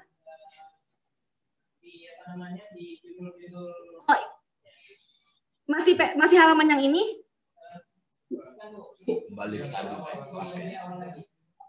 Mohon ditunggu. Ini.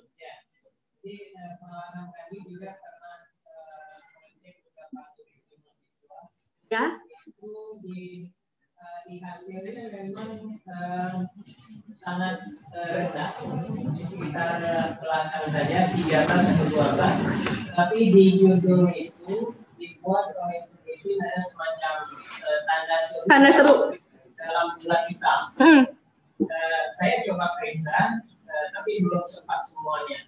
Saya periksa ternyata ada satu hal, mereka menjadikan paragraf itu menjadi gambar. Ya, tapi saya tidak ada beberapa yang saya temukan seperti itu. Tapi beberapa file yang saya coba saya belum sempat. Mungkin ada penjelasan. Iya.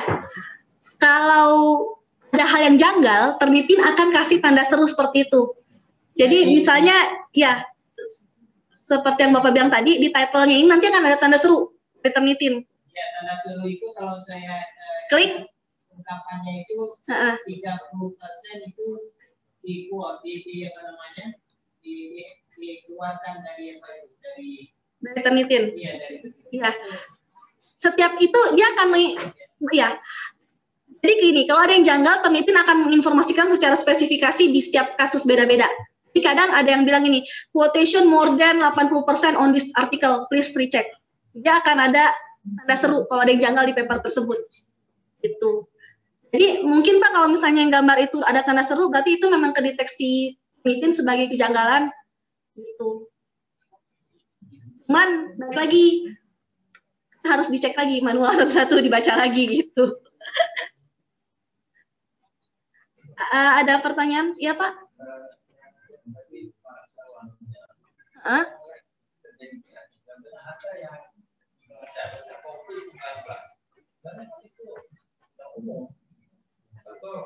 Kalau punya mahasiswa saya membaca atau abstrak atau metode penelitian itu dibaca. Gimana cara? Karena menurut saya tidak bisa Iya. Karena toolsnya, misalnya tools di awal kita cuma setting 25 kata kan. Misalnya di abstrak itu full ada 50 kata. Itu memang secara tools, secara sistemnya Turnitin pasti kebaca merah atau ada tandanya diwarnain kalau ini gitu kan. Tapi jangan difokuskan ke sana Pak, tapi kita fokus angka besarnya. Misalnya walaupun itu diwarna-warnain tapi ternyata hasil totalnya itu cuma 10%. Ya udah berarti itu nggak masalah misalnya gitu.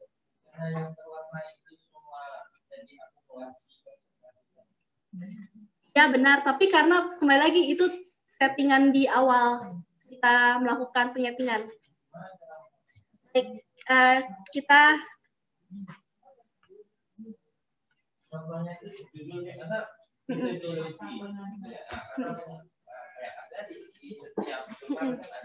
iya benar ya. Biasanya gini, itu akan kedeteksi karena merujuk pada satu sumber. Misalnya di kata pengantar warnanya di hijau gitu, lalu nanti di baris lainnya ada warna hijau lagi, di warna lain ada warna hijau lagi misalnya.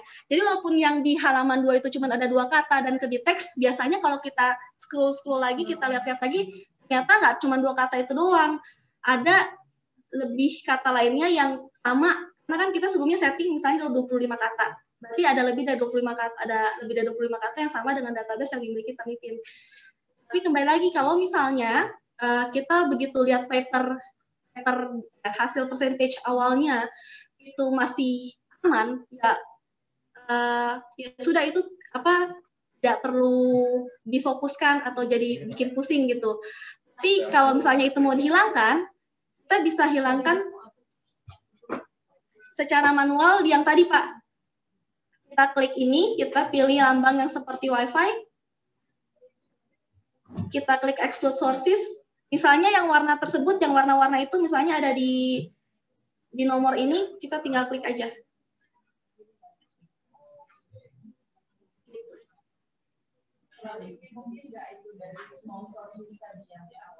Ya, itu pasti kalau misalnya kata pengantar, ya kalau misalnya nggak penting itu kena, itu faktor penyetingan small sources yang belum disetting, atau ternyata nggak cuma tulisan kata pengantar itu, ternyata tuh di bawah-bawahnya tuh ada sama dan merujuk pada satu sumber yang dibaca sama Turnitin, polanya ini ke satu sumber ini loh, gitu.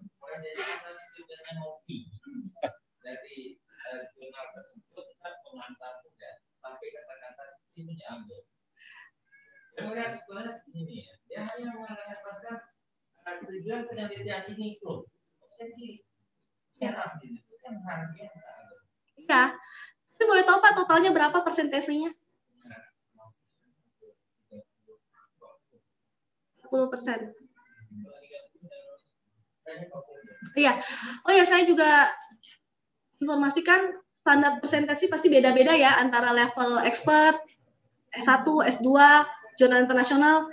Biasanya biasa dibedakan karena kan kalau misalnya kayak mahasiswa skripsi tentunya bab 1, bab 2, bab 3 mirip-mirip nih, sama punya kakak kelasnya atau punya teman-temannya pasti mirip-mirip. Jadi standar toleransi presentasinya akan lebih besar dibanding yang artikel cuma 3 halaman atau 5 halaman. Ya, Pak, jadi kalau misalnya itu diwarnain, itu memang bukannya itu masalah, tapi memang itu sama database lain. Saya bilang tadi, di total aja tergantung presentasinya berapa, jika tidak masalah dari segi presentasi totalnya, sudah gitu. Memang itu settingannya seperti itu. Sesensitif itu justru Turnitin. Gitu. Sudah cukup jelas? Iya Pak. Ada teknis, ada juga yang mungkin memberi pemahaman untuk kita. Yang pertama untuk teknisnya, kalau misalnya kita ada nyetel nih tadi, ketemu misalnya tadi ada yang 30, sementara kita ingin bahwa sebuah artikel itu 20%, maka kita kemudian nyetelnya tuh sesuai dengan arahan tadi.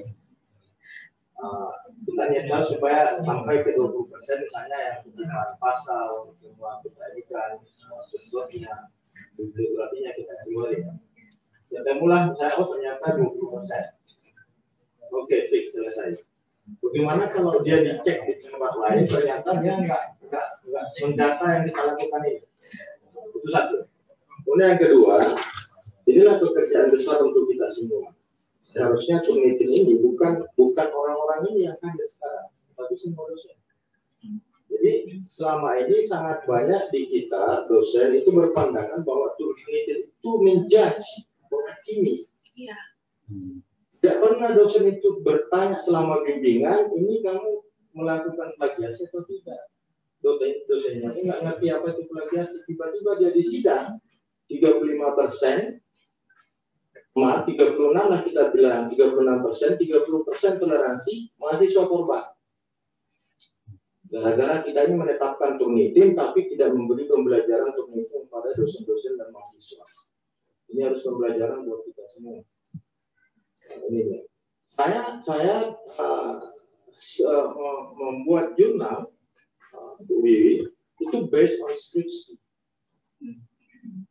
Saya mengajak dosen, mengajak mahasiswanya, yuk kita skripsi ini hanya jadi bangkai saja di kampus ini. Bangkai ya itu masuk skripsi, nggak ada gunanya. Maka saya mendampingi mereka untuk menulis artikel itu. Saya menghadapi tantangannya itu 2016 ide saya itu ditentang terus. Nah, kampus memberlakukan ini Turnitin repositori masuk ke sana semua. Alhamdulillah saya walaupun menghadapi tantangan, saya jalan aja karena menurut saya ya mungkin orang ini belum kepikiran aja bahwa skripsi itu bisa diproses menjadi sebuah artikel. Iya. Ya, tapi sampai cinta 5 masih juga saya ditentang apa nih, nggak ada gunanya itu skripsi, ya nggak ada gunanya karena nggak menghargai pikiran orang. Banyak yang menentang saya di sini. Masuk ke Sinta 3 sudah mulai reda. Kemudian kami berhasil membawa skripsi mahasiswa ini ke Sinta 2 itu baru mulai terdiam. Tetapi Bu Wiwi, kami berhasil membuktikan skripsi mahasiswa kami itu tembus Scopus. Nah, masalahnya sekarang itu ada repositori. Nah, ini kami dalam menunggu hari ini apakah kami akan diakui oleh Scopus itu memberikan ke kami 20% similarity. Sementara kampus kami tidak mau membantu kami untuk bagaimana caranya itu. Ternyata ini ada caranya. Ada caranya repositori ini. Semua saya japri kemarin yang punya kepentingan untuk mau membantu. Saya sendiri berjuang. Gak ada yang membantu saya. 96 artikel kami berusaha supaya itu masuk Scopus, itu untuk UI. Tapi pimpinan saya di fakultas itu disalahkan pimpinan lama. Berarti menyalahkan saya juga, karena saya pimpinan lama. Ya, saya japri ke perpustakaan pejabat lama tentang ini juga tidak mau membantu. Padahal saya mau memajukan UI ini. Ini untuk pembelajaran. Tapi ini untuk yang ini, berarti ke depan ini kan kita tidak perlu mengajari dosen, kita perlu mengajari mahasiswa. Jangan menjadikan Turnitin ini sebagai judgement bahwa kita hebat, mahasiswa itu terjiklah. Padahal kalau kita tahu, begitu kita misalnya ini seperti ini, oh berarti mahasiswa itu sudah bekerja, cuman belum tahu ilmunya. Iya, teknik. Nah, Turnitin ini bisa menjadi tool supaya tertib sejak awal, bukan di ujung udah 6 bulan dia. Ini kan mahasiswa saya. 6 bulan dia bertarung nulis, tiba-tiba diakui. Ya untung karena saya tahu dia mahasiswa saya bantu seperti tadi. Turnitinnya, wah ini kamu 65%. Ada yang 90% itu besok hasil tutup sidang. Begitu saya cek, ternyata lebih duluan dia, karena dia mau buru-buru lanjut S2, sekarang sudah mahasiswa S2, dia duluan upload ke repositori. Iya. Baru musika, karena dia diterima pokoknya hari itu dia akan daftar di Jakarta, jadi dia mau percepat semua. Duluan dia submit ke repositori. Begitu cek Turnitin, waduh 65%. Kayaknya saya bantu. Nah, ini satu untuk pembelajaran elektronik. Tapi gimana nih Bu? Yang tadi yang perlu dijawab, bagaimana yang kita ini sudah turunkan, ternyata dicek lagi gimana? Itu masuk repositori mana Pak? Maaf sebelumnya. Ya berarti saya punya 96 artikel. Sekarang saya diminta Scopus, you mau tidak ini tapi kampus saya tidak mau. Saya tidak mau. Akhirnya saya ya udah mana saya mau. Saya salah perpustakaan sekarang. Jadi repository itu di perpustakaan. Oh ya. Jadi pernah saya juga mengambil punya mahasiswa, kami publikasi masuk oke. Saya mau katakan, kalau kita menulis dengan benar, mengutip dengan benar, tidak ada masalah. Itulah perlunya misalnya repository ini untuk mendidik orang. Jadi, kalau kita misalnya memparaphrase dengan benar, dia memparaphrase, baca, tutup, tulis apa yang di kepala kita. Kalau misalnya kepala langsung kira-kira kutip, bertindak dengan suaranya. Kalau kita menulis dengan benar, ya, tidak ada urusan dengan apa namanya repository itu, tidak ada masalah. Saya sudah coba, kurang dari 10% dari muat di Skopus.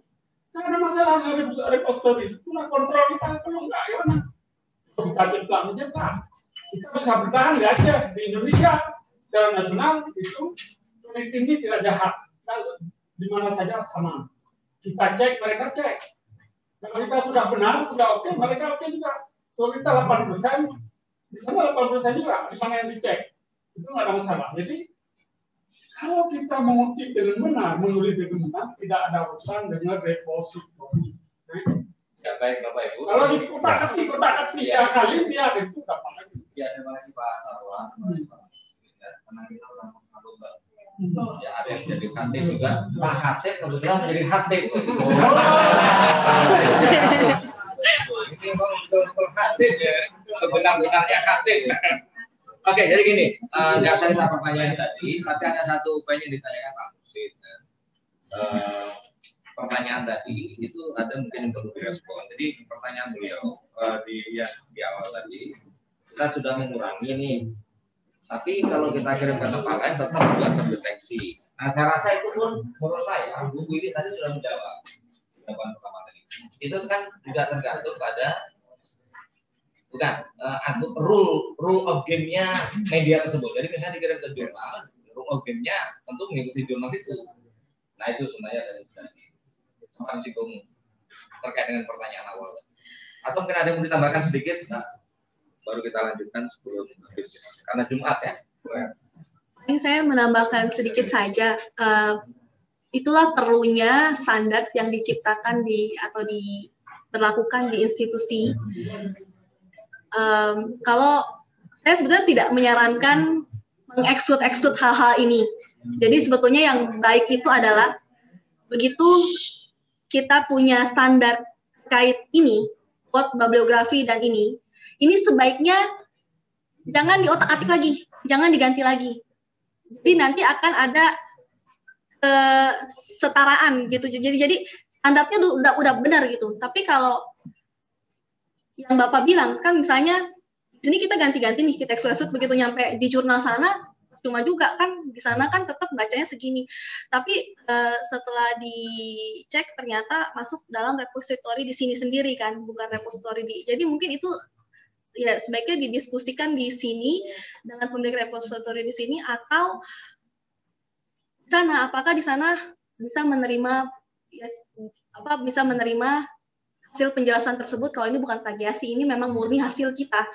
Biasanya sih ada yang bisa ngasih kebijakan kita tanda tangan di atas materai Pak, gitu. Intinya menyatakan kalau saya tidak plagiasi gitu. Dengan ini menyatakan bahwa karya tersebut adalah benar hasil karya saya, tetapi sebelumnya sudah bla bla bla bla bla bla dijelaskan seperti itu. Tapi kalau Scopus kan bahasa Inggris, di sini ada jurnal bahasa Inggrisnya. Ada. Ya, rata-rata yang sudah Sinta 2 dan Sinta 1 ada dong Bu. Bahasa Inggris ya. Jadi kalau saya di langsung itu di mana-mana saya itu harus kita eksklusif. Namanya saja kita langsung bagaimana nggak sama, kita nggak ubah sedikit pun. Itu saya harus kita eksklusif. Seluruhnya Iya. Bibliografi juga gitu. Kan banyak yang manual juga. Ambil, bagaimana kita ubah bibliografi orang itu. Ambil isinya, bibliografi referensi seperti sama. Jadi kalau kita eksklusif, kalau kita harus diri sendiri. Soalnya ada juga yang jadi masalah kadang beberapa kebijakan misalnya sudah pernah dipublikasikan masuk ke dalam jurnal repository-nya kampus gitu. Jadi itu dianggap adalah milik kampus. Jadi itu yang biasanya menjadi perdebatan alot untuk kita masukin, kita taruh di database lain. Jadi kembali lagi itu sebetulnya lebih murni ke kebijakan antara si penerima editor itu atau dengan si kebijakan pemilik jurnal pertama tersebut. Baik Bapak Ibu, untuk lebih mengarahkan lagi ya, demi efektivitas waktu kita hari ini, poin yang disampaikan oleh Pak Mursid ada pentingnya ya, dan kita sebenarnya sudah men-setting habis kegiatan seperti ini kan workshop untuk adminnya. Pokoknya nanti kita SK-kan, tahapannya nih ya, setelah di SK-kan akan kita tempel nanti di pertama surat ke fakultas-fakultas, ke prodi bahwa inilah orang-orang yang pegang. Jadi Bapak Ibu semua nanti kita kasih tahu. Artinya nanti dosen harus ngeh ketika dia mau menturunkan kan siapa. Oh, tanya ke prodi siapa yang pegang. Itu insya Allah kita akan buka informasinya, terutama di web juga ya. Jadi nanti siapa aja yang pegang itu akan kita beritahukan. Sangat saya kan mungkin perlu dibuat. Ini memang harus pimpinan juga yang harus buat aturan. Jangan turnitin itu dibuat mau selesai. Musibah kasih anak-anak. Iya. Nah, berarti ke depan anak-anak kita ini kan kita tidak melihat ke belakang. Kita ke depan turnitin ini oke, kita ada berlanjut tahun kedua ya. Nah, berarti kan ini kan sudah ini. Berarti ke depan kita ini ya memang harus aware karena kadang-kadang memaafkan kan. Jadi kemarin baru dilatih aja, habis itu diturnitin, rupanya dosen yang ditugasi turnitin itu dia misalnya sibuknya luar biasa, tiba-tiba diminta sampai sakit anti turnitin sakit kepala yang ininya itu. Nah, tapi kalau dia dari awal dosennya itu awal, nah ini kamu sebenarnya banyak sekali caranya. Tapi jangan di ujung kasih mahasiswa. Ya, jadi ada poin-poin penting yang disampaikan dan menjadi pembahasan ya, terutama tadi dari Pak Sarwan dan Pak Mursid ya. Tapi prinsipnya akan perlu kami sampaikan. Jadi nanti selanjutnya kita akan sosialisasikan ke dosen. Jadi dosen juga harus memahami ini ya. Kemudian peraturan-peraturan terkait mungkin yang perlu kita perbaiki demi penataan 2021 karena Agustus sudah harus bayar nih Bapak Ibu. Agustus ya? September ya? September harus bayar 150 juta kita bayar. Jadi ini beliau datang ke sini nggak kita tanggung, itu sudah bagian include dari yang kita bayar. Nah, jangan sampai kita membayar setiap tahun kita pakai uang BLU kemudian tidak maksimal. Jadi mohon ini dijaga semua Bapak Ibu. Bapak Ibu memegang peranan penting ini, kemudian nanti akan menjalankan amanah ini dengan ya sebaik-baiknya. Ya. Jangan sampai nanti udah punya akun malah nggak pernah dipakai. Jadi nanti kita akan ada tahapan lanjutan ini Bapak Ibu, bagaimana mensosialisasikan dan seterusnya. Kembali ke laptop kita, kira-kira masih ada materi yang mau disampaikan Mbak Wiwi? Ya. Masih ada pertanyaan Bapak Ibu sekalian dari segi sistem atau pengalaman yang mau di-share, ada masalah? Kalau misalnya kita mau pakai mau cek website, nanti ini hanya akun sementara. Iya. Nanti kalau bingung cara setting akunnya, tadi saya sudah share di slide-nya, sebetulnya ada step by step how to daftar dari awal. Nanti bisa langsung sama persis seperti Bapak Ibu bikin email, kurang lebih kayak gitu, sama persis. Pak Anton, berarti yang sebenarnya lamaran IPA nanti Pak Anton hapus. Dulu kita sudah pernah didaftarkan beberapa orang yang individu. Ini kalau yang prodi kan sudah sepakati pakai email prodi, berarti tidak lagi individu kan? Iya. Termasuk yang jurnal. Berarti yang lama kita akan berfungsi lagi ya? Iya. Individu. Yang individu tidak pernah menggunakan itu tidak lagi. Tidak pernah menggunakan? Masih beberapa masih, tapi ya itu kita akan bersihkan memang ya untuk beberapa hal harus begini maksudnya, soalnya muncul kesan ya kalau pakai email pribadi misalnya itu kesannya kayak punya pribadi, ketika udah nggak di situ lagi itu ngikut, akunnya tuh ngikut padahal nggak di situ gitu.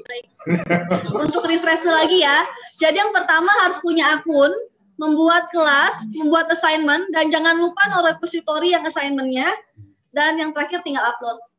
Ya, demikian saya sampaikan. Kalau saya ada salah kata atau yang kurang berkenan, mohon dimaafkan. Sekali lagi terima kasih atas kehadiran dan antusiasme serta aktifnya Bapak Ibu sekalian. Saya undur diri. Assalamualaikum warahmatullahi wabarakatuh. Terima kasih Bu Wiwi. Bu Wiwi, kita berikan aplaus dulu. Terima kasih Bu, terima kasih. Terima kasih juga yang sudah hadir secara online. Ya. Terima kasih.